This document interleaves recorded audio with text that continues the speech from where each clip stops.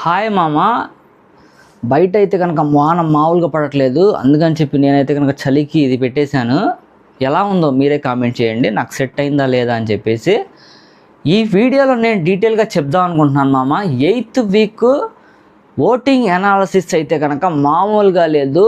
అసలు మారిన వీక్తో నాకు సంబంధం లేదు, వీక్లో ఉన్న నామినేషన్స్లో ఉన్న పర్సన్స్తో నాకు సంబంధం లేదని చెప్పి మన తనుజ గారి కళ్యాణ్ అయితే కనుక ఓటింగ్ అనాలిసిస్లో పీక్స్కు దూసుకెళ్ళిపోతున్నారు మామ. ఇది మన కంఫర్టబుల్గా లేదు, దీన్ని అయితే తీసేద్దాం. సో ఒక రేంజ్లో దూసుకెళ్ళిపోతున్నారు మామ. వాళ్ళైతే కనుక ప్రతిసారి వీళ్ళేనా టాప్లో, వీళ్ళని కుట్టేవాడు ఇంకా ఎవడు లేడా, అసలు ఓటింగ్ అనాలిసిస్లో వీళ్ళకి మాత్రమే ఉందా, ఇది జెన్యూన్ ఓటింగా లేకపోతే ఏం జరుగుతుంది అని చెప్పి నాకైతే డౌట్ వచ్చింది. ఇలాగే టాప్ పొజిషన్లో ఉన్న వాళ్ళకి, తనూజాకి, దాని తర్వాత కళ్యాణ్కి 1-2 పొజిషన్లో ఉన్నారు. వాళ్ళ ఇద్దరిలో మీరు ఎవరిని లైక్ చేస్తున్నారో, ఎవరు మీరు జెన్యూన్గా ఓటేయాలనుకుంటున్నారో ఖచ్చితంగా కామెంట్ రూపంలో తెలియచేయండి మామ. లైక్ అయితే కొట్టండి, ఖచ్చితంగా సబ్స్క్రైబ్ చేయండి మామ. సబ్స్క్రైబ్ చేస్తేనే ఈ వీడియో వేరే వాళ్ళకి అవుతుంది. సో ఎందుకంటే కనుక ఛానల్ని సబ్స్క్రైబ్ చేసుకున్న వాడు ఖచ్చితంగా షేర్ చేయడం మాత్రం మర్చిపోవద్దు. షేర్ చేయండి, లైక్ చేయండి, సబ్స్క్రైబ్ చేయండి మామ. మనకి చాలా అంటే చాలా సపోర్ట్గా ఉంటుంది ఇదే మాత్రం. ఎందుకంటే జెన్యూన్ రివ్యూ కాబట్టి ఇది వేరే వాళ్ళకి కూడా ఫార్వర్డ్ అయితే బాగుంటుందని చెప్పి నా యొక్క ఉద్దేశం. ఈ వీక్ అయితే కనుక 8th వీక్లో 8 మెంబర్స్ నామినేషన్స్లో ఉన్నారు మామ. నామినేషన్స్లో ఉన్న వాళ్ళు మామూలుగా లేదనమాట. ఈ వీక్లో లాట్ ఆఫ్ గొడవలు జరగబోతుందని చెప్పి అనిపిస్తుంది. అండ్ బర్నీ గారు, దాని తర్వాత శ్రీజ రీఎంట్రీ ఇచ్చారు. వాళ్ళ ఇద్దరిలో ఎవరు హౌస్లో ఉంటే బాగుంటుందో వాళ్ళ పేర్లు కూడా మీరు కామెంట్ రూపంలో తెలియచేయండి మామ. ఖచ్చితంగా అసలు నేనైతే శ్రీజ అనుకుంటున్నాను, మీరు కూడా నాలాగా ఎంతమంది అనుకుంటున్నారో ఖచ్చితంగా కామెంట్ రూపంలో తెలియజేసి లైక్ చేసి షేర్ చేసేసండి. లేట్ చేయకుండా వీడియోకి వెళ్ళిపోతాను. ఫస్ట్ తనుజ అండ్ కళ్యాణ్ ఉన్నారు. లీస్ట్లో వచ్చేసి మాధురి గారు ఉన్నారు మామ. మాధురి గారితో పాటుగా ఈసారి అయితే కనుక గౌరవ్ కూడా ఉన్నాడు అనమాట. సో ముందు నామినేషన్స్లో ఎవరెవరు ఉన్నారో వాళ్ళ పేర్లు అయితే కనుక ముందు మీకు వినిపించేస్తాను మామ. తనుజ, కళ్యాణ్, సంజన, డీమాన్, రాము, రీతు చౌదరి, గౌరవ్, మాధురి గారు అయితే కనుక లాస్ట్ పొజిషన్లో ఉన్నారు. ఈ వీక్ అయితే కనుక ఖచ్చితంగా మాధురి గారు వెళ్ళిపోతారే అని అనిపిస్తుంది. ఎందుకంటే కనుక చూడండి, తనుజ వెళ్ళదు, కళ్యాణ్ వెళ్ళడానికి లేదు, సంజన కూడా వెళ్ళడానికి లేదు, టాప్లో ఉన్నారు. డీమాన్ వెళ్ళడు, రాము, రాథోడ్ ఛాన్సెస్ ఉండొచ్చు.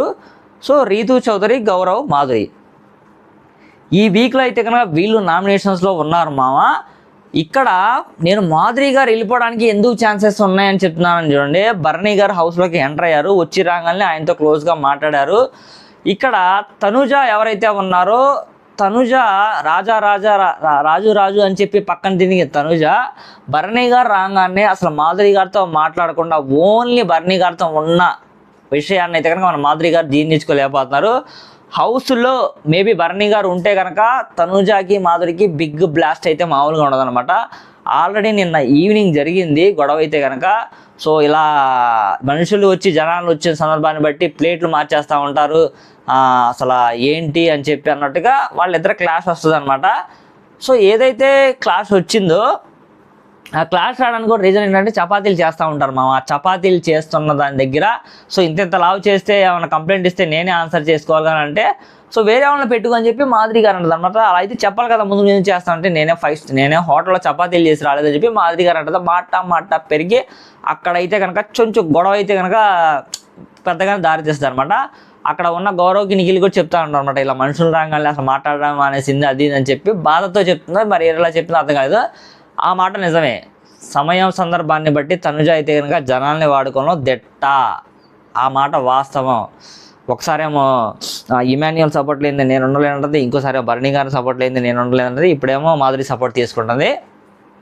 దట్టు శ్రీజ ఒక మంచి పాయింట్ చెప్పిద్ది మామ. వచ్చి రాగానే హౌస్లోకి అయితే కనుక క్యారెక్టరైజేషన్ చేసింది, నేను ఒక చేయి కలిస్తే క్లాప్ కాదు, 2 చేతులు కలిస్తేనే క్లాప్ అని చెప్పి. అలాంటి వాళ్ళని కళ్యాణ్ నామినేట్ చేయలేదు, తనుజ నామినేట్ చేయలేదు. ఏంటి అసలు గేమ్ ఏం ఆడుతున్నారు మీరు అని చెప్పి శ్రీజ అయితే కనుక మంచి పాయింట్ మాట్లాడిద్ది మామ. మంచి పాయింట్లు అసలు. ఎందుకంటే ఆల్రెడీ హౌస్లో చూసి వచ్చింది కదా బయట నుంచి ఆట.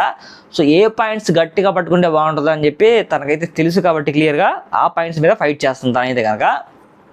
సో ఇది ఇలా చూసుకుంటే ఏంటంటే కనుక పెద్ద ఫిజికల్గా కూడా అంత ఆట ఆడింది ఏం లేదు. గొడవలు ఎక్కువ పెరగడానికి ఎవరైతే కనుక ఛాన్సెస్ చూపిస్తున్నారు.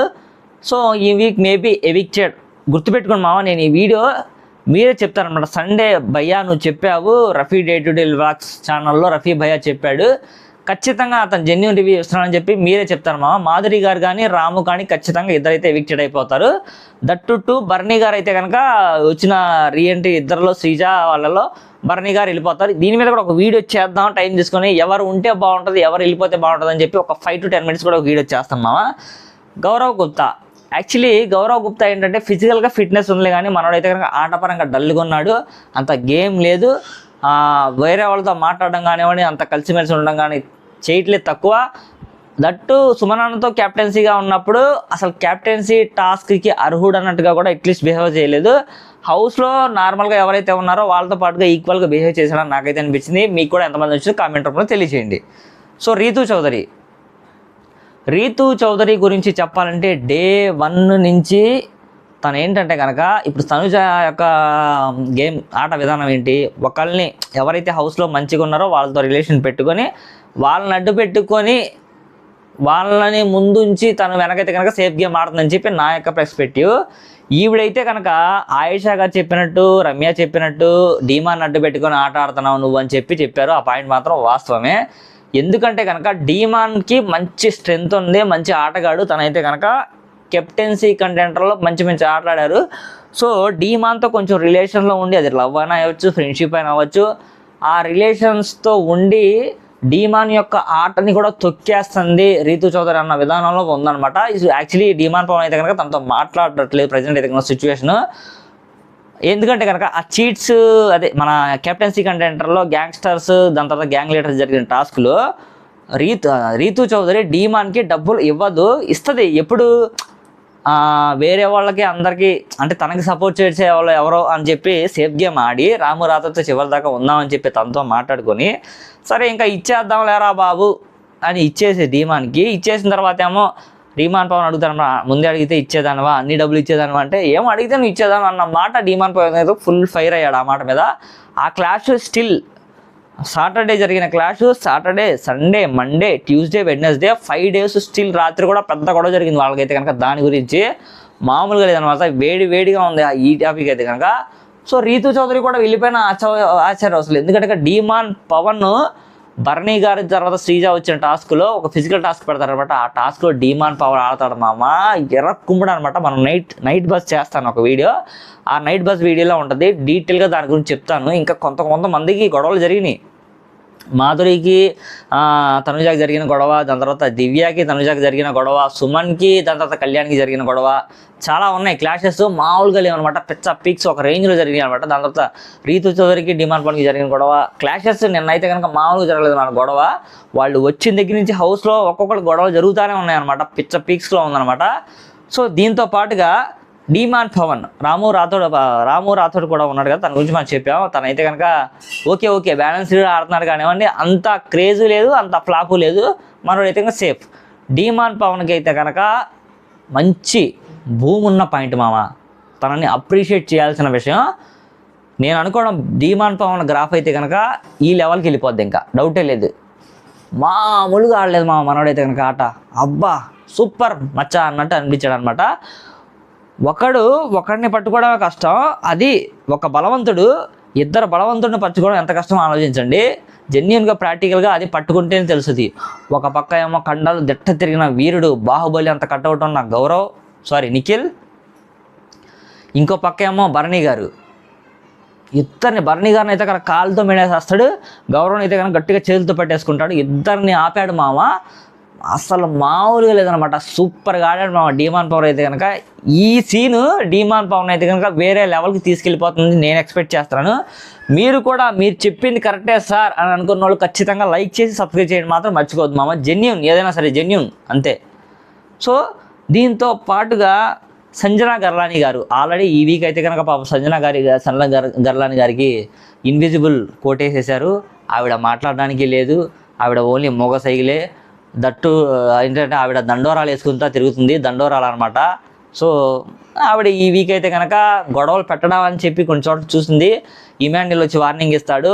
ఏదైతే వాష్రూమ్స్ దగ్గర ఉన్న బట్టలు అవన్నీ తీసి అది చేద్దాం ఇది చేద్దాం అనుకుంటుంది. బట్ అది దొరికిపోద్ది. ఇక్కడ వచ్చి ఎవరో ఇమాన్యుల్ చెప్తారు, ఇలా చేయకు మా అమ్మ, ఇప్పుడున్న కండిషన్ వేరే. ఎందుకంటే కనుక ఇమాన్యుల్ ఏంటంటే కనుక తను కెప్టెన్సీ ఉన్నాడు కదా, తను పట్టించుకోవాలి. ఎందుకంటే లేకపోతే కనుక సాటర్డే సండే బాక్సర్ ఏది కనుక గట్టిగా వాయిస్ చేస్తారు ఇమాన్యుల్ని. సో ఇక్కడ ఇమాన్యుల్ యొక్క అది. దీని తర్వాత కళ్యాణ్ పడాలా అయితే కనుక ఆట తీరంతా బాగానే ఉంది.